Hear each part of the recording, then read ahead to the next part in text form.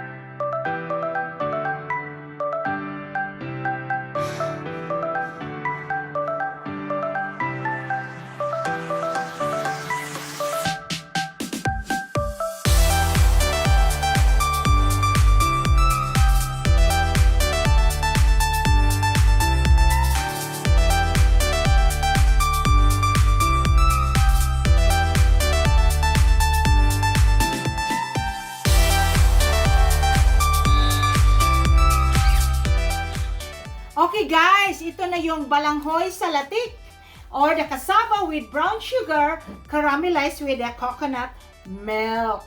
This is one of my favorite childhood snacks. Getting! Ayan. And the most important time is the tasting time. Okay, so it's tasting time now. As you can see in the video earlier, I put a little bit, 1 teaspoon of salt and 2 teaspoons of vanilla extract para maging balance yung ano niya, tamis at saka balance yung lasa. Ayan.